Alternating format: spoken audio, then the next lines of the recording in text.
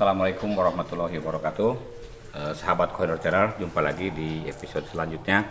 Yang kesempatan ini kita akan membahas salah satu hal yang paling penting di dalam proses breeding. Karena kunci breeding, kita anggaplah teman-teman semua sudah bisa breeding dalam arti sampai burung itu beranak dan bisa membesarkan. Tapi yang penting dari breeding ini ujung akhir adalah quality. Karena ini akan menjadi indikator sukses dan tidak suksesnya seorang menjadi peternak. Jadi kualitas itu sendiri.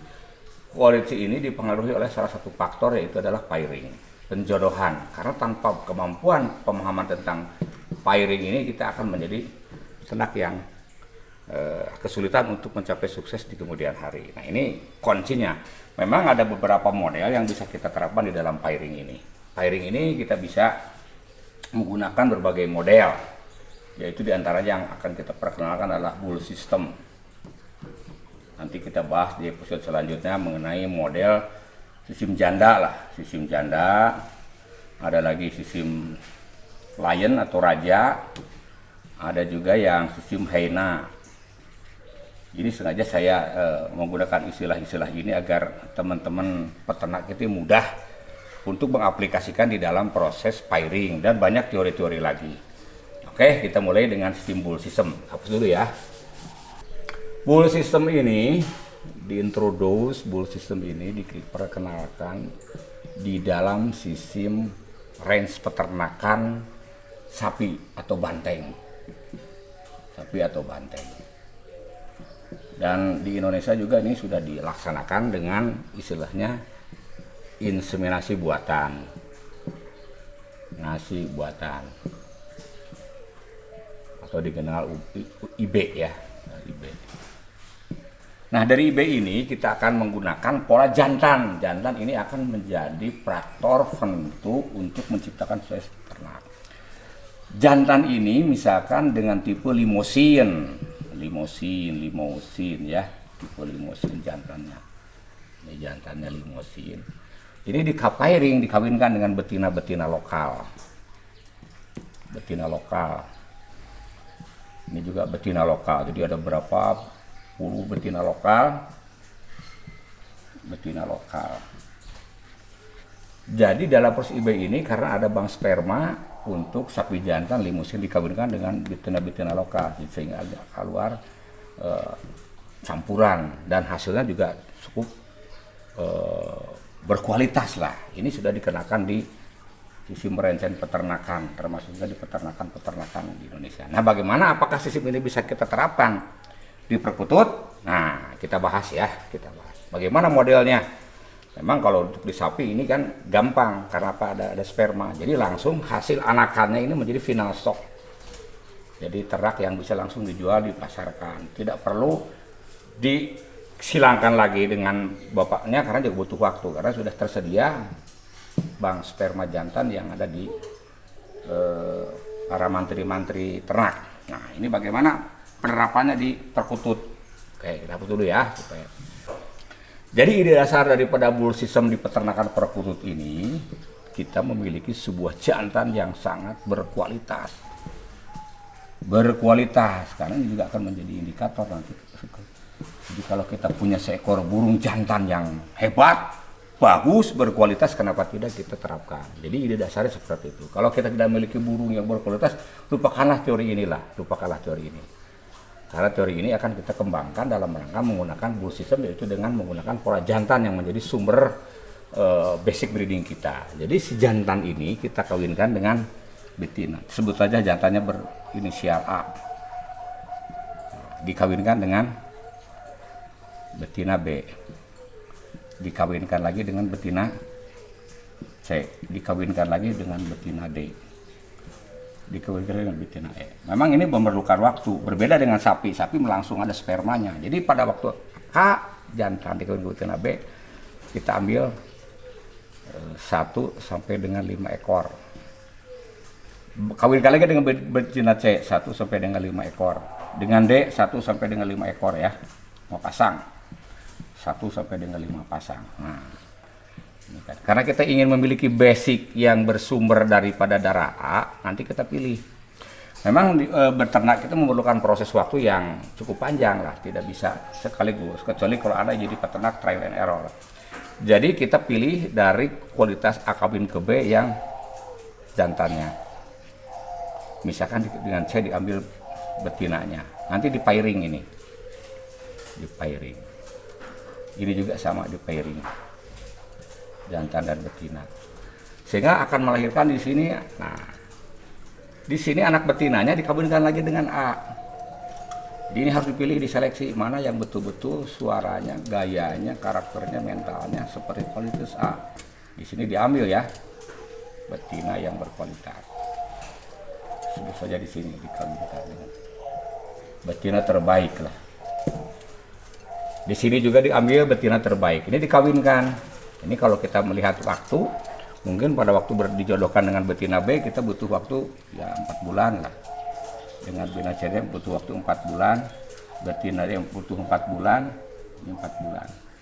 Mungkin sekitar 1,5 tahun. Nanti dipilih di pairing, dijodohkan. Ini memang memerlukan waktu. Ini sebuah pengorbanan yang harus kita siapkan dalam rangka menciptakan model bull system pengembangan darah A yang unggul.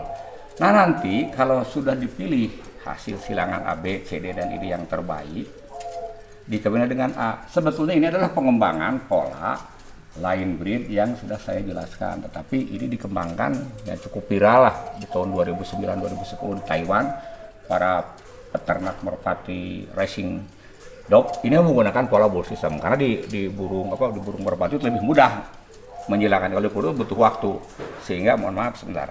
Nah, kemarin kita pesan ke pengrajin sangkar model kurung yang bisa dipakai penjodohan. Nah, ini tujuannya adalah dalam rangka mengembangkan bull system ini, sehingga nanti jantan A bakal dikawinkan dengan B, memerlukan waktu itu digendeng terus sampai bisa birahi.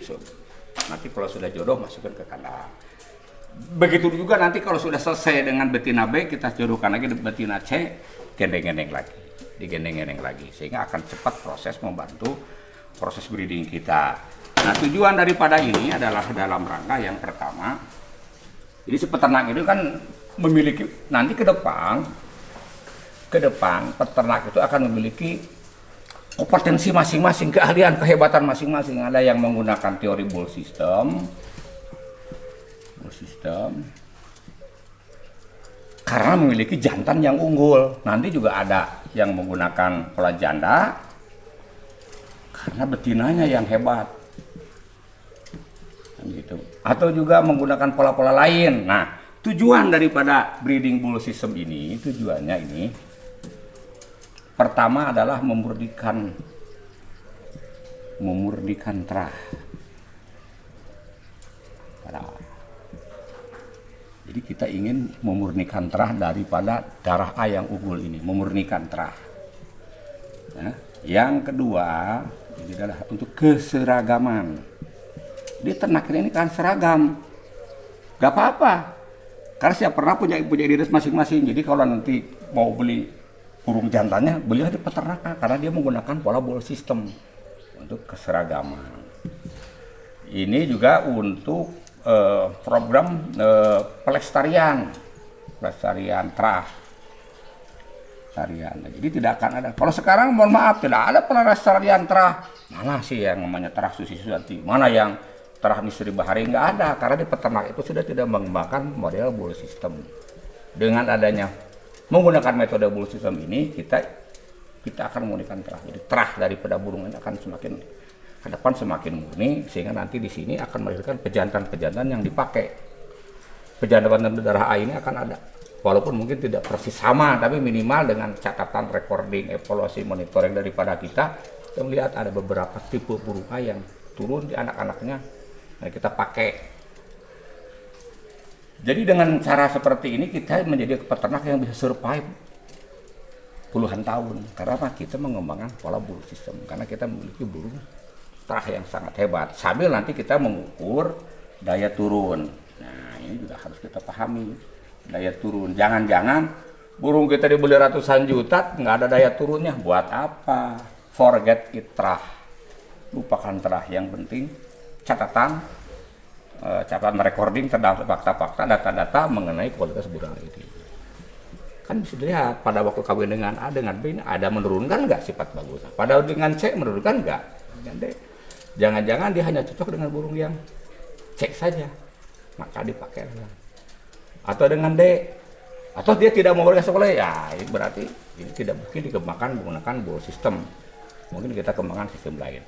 Jadi itu tujuan daripada breeding. Saya selalu berharap bahwa apapun yang kita kerjakan di dalam proses beternak ini adalah prosesnya adalah pairing, penjodohan. Tanpa ada pemahaman tentang pairing ini, Anda tidak akan menjadi peternak yang sukses.